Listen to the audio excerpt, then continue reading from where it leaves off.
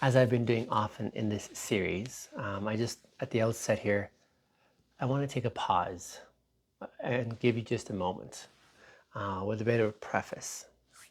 See, this episode talks about emotional starvation, specifically the deliberate kind. So if you're feeling emotionally depleted or tender today, you don't have to prove anything. You can pause. You can return when you're more resourced, because this space is designed to help you heal, not to exhaust your nervous system. So take your time, take your power with you. And when you're ready, let's begin. They didn't just keep you small, they kept you hungry. They kept you hungry for comfort, hungry for answers, hungry for someone to see you, hungry for someone to choose you, hungry for someone to fight for you and just to show up for you. And they never fed you fully. They just fed you enough to keep you dependent, just enough to keep you reaching, just enough to make you feel like the next moment maybe would finally satisfy what's been aching inside of you. But that never came. And you didn't starve because they didn't know how to love. No, you starved because they withheld love strategically. This is what grooming cultures and coercive relationships and manipulative systems understand so well. See, they don't have to lock the doors to keep you from leaving. All they have to do is just starve you of hope until you forget that there is a door at all in the first place. And they train you to believe that what they offer is the only thing that will keep you alive. And so even when it hurts, you stay. Not out of love, not out of belief, but out of desperation. And that desperation, that's the currency that they trade in. Because if they gave you the real hope, if they gave you the kind of encouragement that in essence empowered you to grow, then you'd start questioning a lot of things. You'd start imagining a future without them. And you'd start dreaming beyond the box that they have built for you. See, that would break the spell altogether, wouldn't it? So they keep it just out of reach. They feed you the crumbs of promises. They dangle the next breakthrough and they sell you the fantasy of finally being whole if you just do a little more and wait a little longer and just stay a little quieter. But wholeness never came because the whole system is designed to keep you reaching but never arriving. See, that's what makes it grooming. Not just manipulation of your trust, but in essence the starvation of your vision. You're not allowed to imagine life beyond the one that they've curated for you. And you're not allowed to want something more. You're in essence not even allowed to outgrow the need that they created inside of you.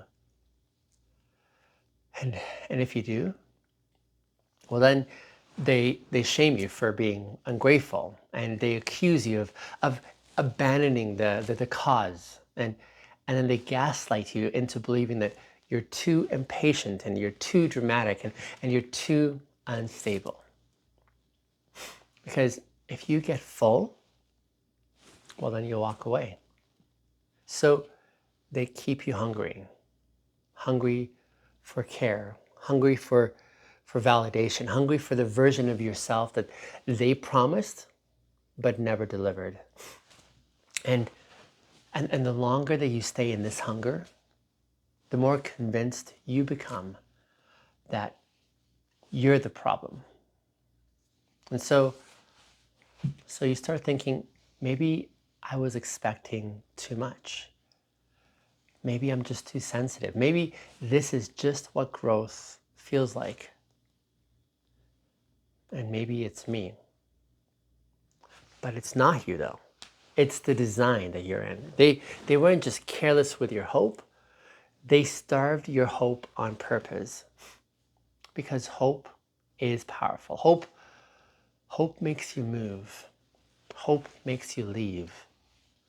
Hope makes you speak. And if you're starving for it, you'll settle for survival. You'll stay in places that feed your pain because at least it's something. And then you'll internalize these scraps of attention as proof that you're still loved. And then you'll keep believing in a future that never really arrives because it's less terrifying than admitting the one you're actually in is false. That's the cruelty of it. See, they convince you that your capacity for pain is a virtue, and that your ability to hold on is a strength, and that your quiet endurance is love. But what you're calling strength was really suppression. And what you were calling loyalty was really a learned kind of a helplessness. Because when someone teaches you that hope is dangerous, well then you stop dreaming. You stop envisioning. You stop creating and believing. And once your vision is gone, they can build one for you. And it's a vision that keeps you under control, right? A vision that in essence centers on them. A vision where your purpose is to support their power. And the moment that you try to rewrite that vision, well, you're punished emotionally and spiritually and relationally, and you're iced out and you're mocked and you're exiled and you're cast out and ostracized because your independence is a threat. It reminds them that they're not your source, that you can actually leave, and that you can actually want more, that you can live without them. But let me tell you, hear me on this one here. If someone needs to starve your hope to keep you close, they are not worthy of your loyalty. Okay? If someone calls your dreams disloyal, they were never invested in your freedom, only in your function. If someone frames your desire to grow as selfishness, they were never cheering for your wholeness in the first place. They were only cheering for your usefulness to them. You're not greedy for wanting more. Listen, you're not ungrateful for needing nourishment. And you're not disloyal for questioning systems that in essence required your starvation. What you're experiencing now is you're experiencing a waking up again. You're noticing the emptiness and you're seeing through like the manipulation that they employed on you. And most importantly, I would say, you are remembering what hope tastes like.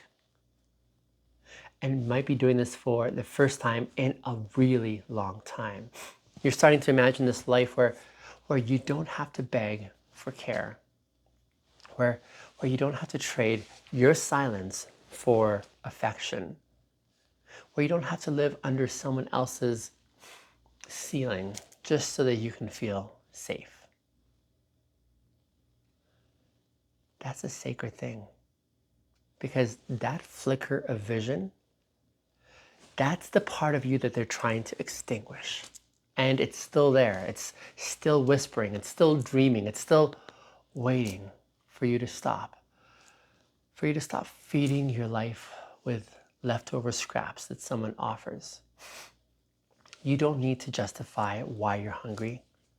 And you are allowed to want more. And you're allowed to go find it for yourself. Even if it means that you're walking alone for a while.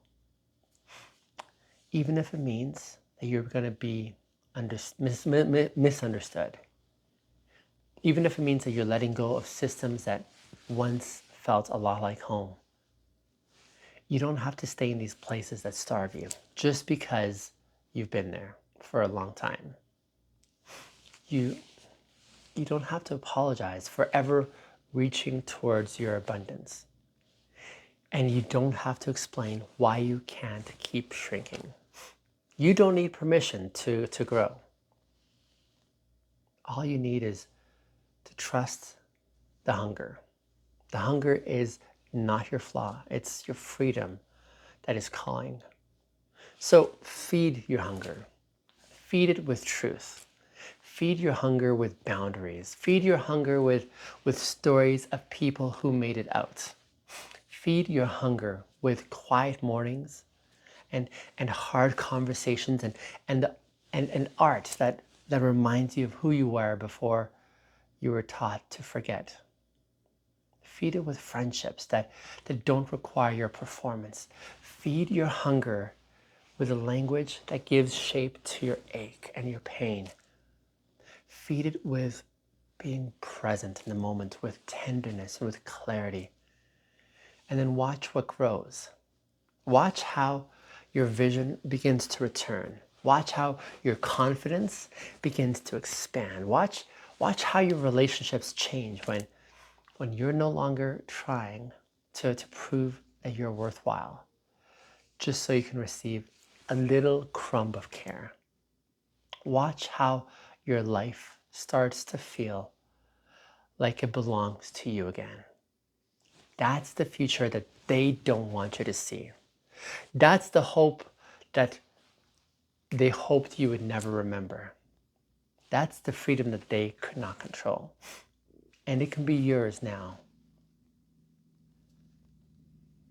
Listener, if this episode is helping you in some way to name the difference between what you received and what you actually needed, consider joining me on tomorrow's episode. Tomorrow's episode, I titled it Stories That Shackle, because the next layer of control that I want to confront with you is not just emotional manipulation or distorted belonging. It's these narratives, these stories that keep us tethered to our pain. So we'll talk tomorrow about the scripts that we were given and the roles that we were playing and how to rewrite those stories that once convinced us to stay small. But until tomorrow, listen to your hunger. Name what you need. And then trust that part of you that still believes that something better is possible. You got this. I'll see you tomorrow's episode.